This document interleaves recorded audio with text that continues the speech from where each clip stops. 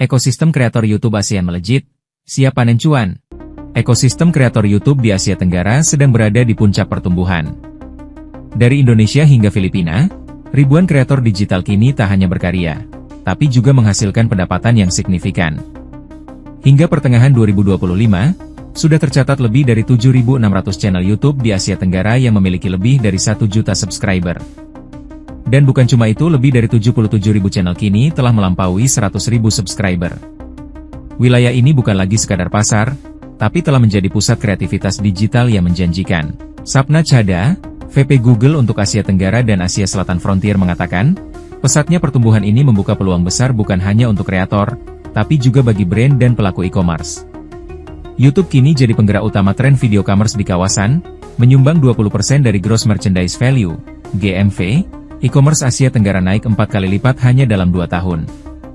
Menurut Sapna, YouTube mendorong niat membeli hampir 4 kali lebih besar dibanding platform media sosial lainnya. YouTube kini menjangkau 290 juta penonton di Asia Tenggara, atau 85% dari total populasi online. Volume konten dari negara-negara seperti Vietnam dan Indonesia bahkan tumbuh 85% year-on-year pada 2023 hingga 2024. Namun, bukan hanya soal angka. Kepercayaan adalah fondasi utama. Studi Kantar mencatat, 67% penonton Indonesia menganggap kreator YouTube sebagai sumber yang dapat dipercaya.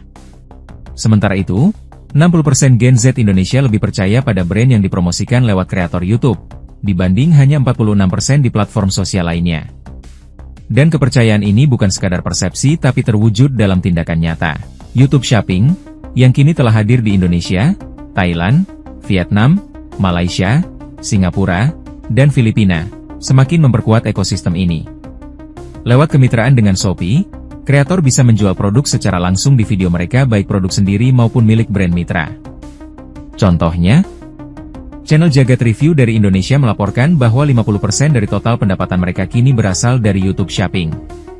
Sementara di Vietnam, channel Maitrin Ha bahkan mengalami peningkatan pendapatan hingga 5 kali lipat. Tidak hanya di ponsel, YouTube juga semakin mendominasi Connected TV atau CTV. Setiap harinya, penonton secara global menonton lebih dari 1 miliar jam konten YouTube di TV. Di Asia Tenggara, YouTube di TV menjangkau lebih dari 79 juta pemirsa. Format interaktif seperti Shopable CTV, di mana penonton bisa langsung belanja lewat QR Code di layar, juga mulai banyak diadopsi. Contohnya, di Filipina, McDonald's mencatat peningkatan penjualan harian hingga 46% lewat kampanye ini.